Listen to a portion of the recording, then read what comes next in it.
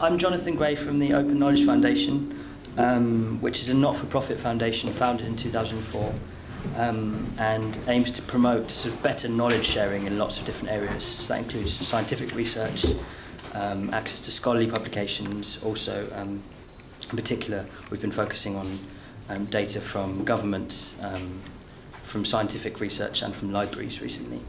And I'm going to step back briefly into this, talking of storytellings, into this sort of broader narrative of the transition which we're currently going through, which is one, broadly speaking, of moving from books to bits, from rivalrous physical goods to non-rivalrous digital goods which can be infinitely copied at near zero cost.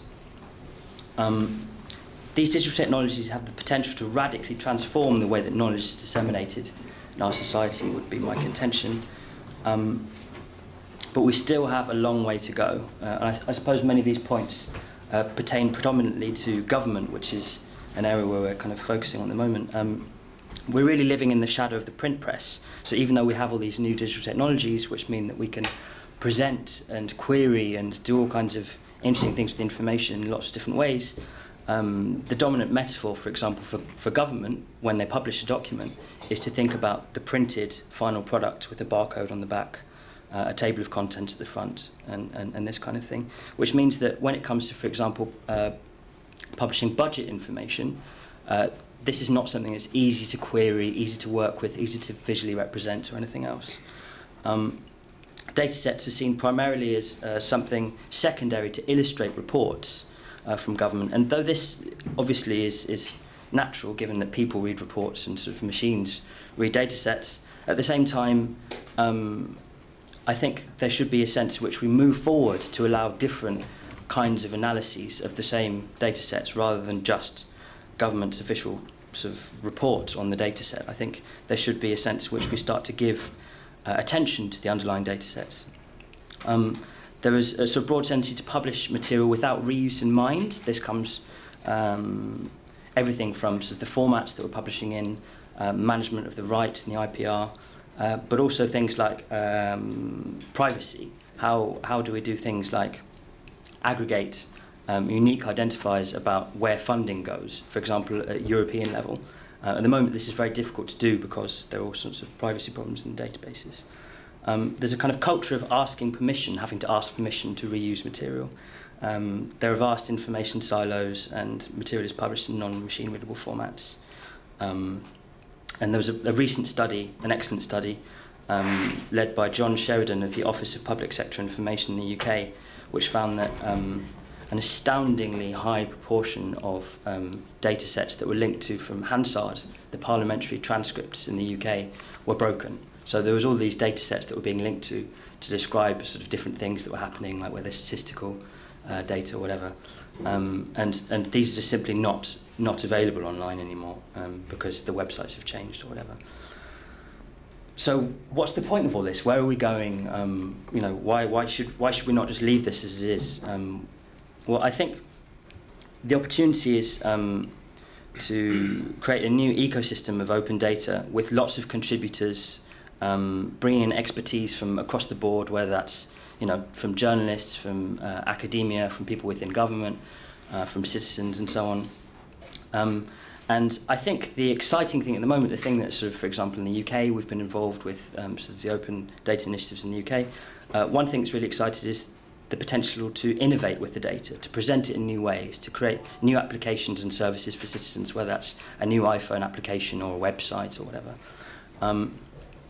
And I think really the future in this area will be fairly distributed. It will involve multiple contributors. When you have an enormous amount of complex data, it's very expensive to maintain centrally if you're doing all of the quality control, all of the analysis of that data from a single organisation or a single point.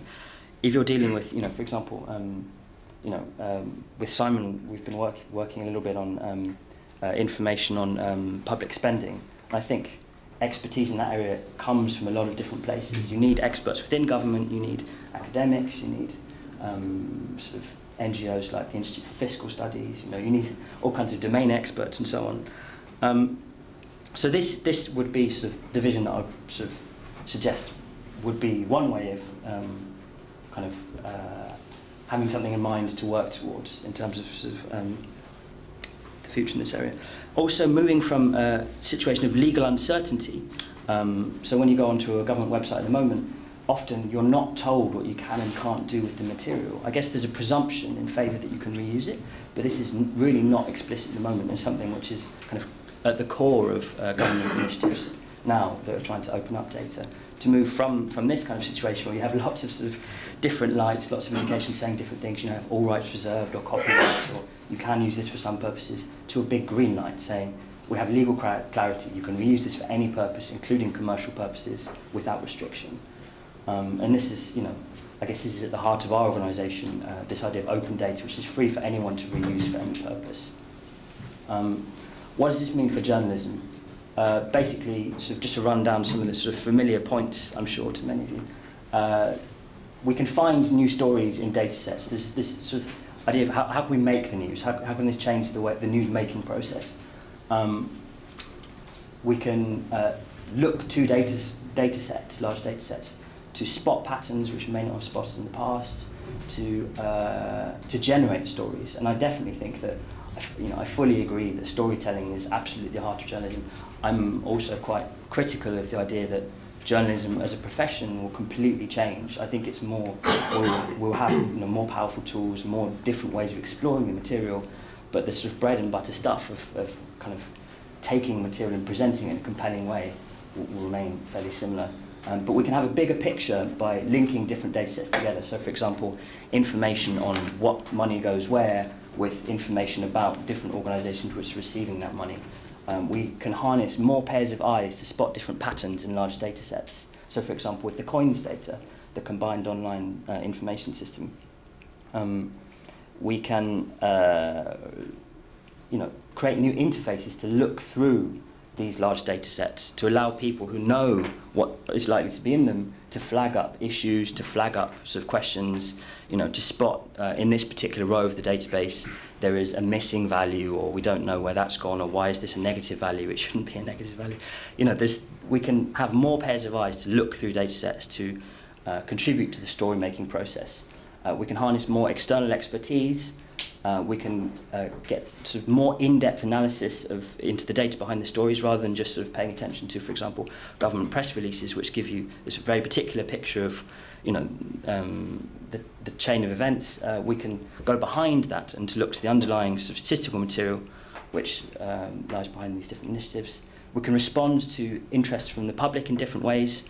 Basically, we can let what people say they're interested in affect the way we do reportage. We can put stories into context, and we can publish data sets to allow people to innovate, as the Guardian data blog does, which is fantastic. We can spread the news in new ways. We can visually represent information, you know, something we've sort of been talking about a little bit. We can have demand-driven delivery, which I think will be a really crucial thing. Which area do I live in? What areas am I interested in? How can we make sure that we're letting you know about those things which you care about, rather than just sort of one line, one story. Again, this is sort of thing of enabling users to flag up material. We can integrate sort of new types of web services and mobile applications with other existing services which have a lot of users, like Twitter and Facebook and this kind of thing. And we can connect data to stories. So we can have, you know, a very rich story about, I don't know, sort of health statistics or something like this, that we can link straight through from that story to relevant data sets, which I understand is maybe sort of one of the longer term visions behind the data blog. So yeah, just to kind of quickly run through some of these things. Data visualization is obviously not new. This is an early example from the 20th century. A guy called Otto Neurath, who was a visionary in this area, wanted to represent public information. I think this is from the 1910s or something. Another example, looking at senators and representatives of the US. And again, through to a more contemporary example, this is our Where Does My Money Go project, which is at wheredoesmymoneygo.org, representing sort of information about the deficits.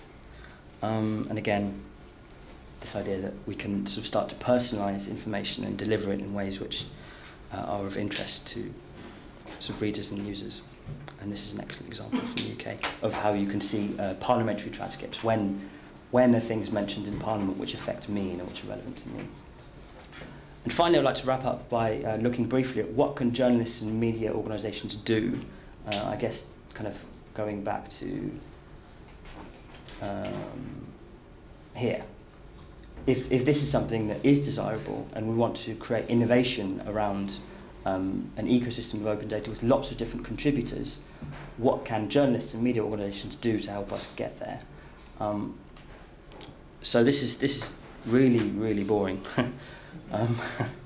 But it's very important. I think the idea of creating a culture of encouraging people to publish material using an open license. And I guess here we're talking predominantly about that open sort of bubble that we looked at earlier.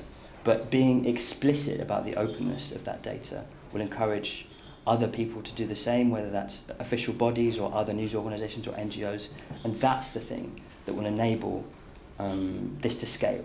That will enable lots of people to contribute and then to take information out of the system and create new things. You know, we want to help to create something that thrives.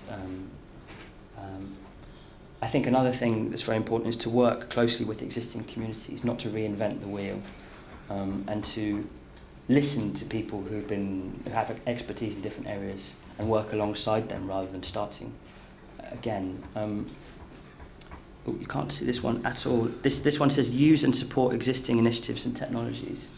So the idea here being that where there are relevant technologies, for example, to sort of to build sort of new platforms, to create new tools to visualize data, where possible, I think it's a good idea to try and work with existing sort of initiatives rather than to start again.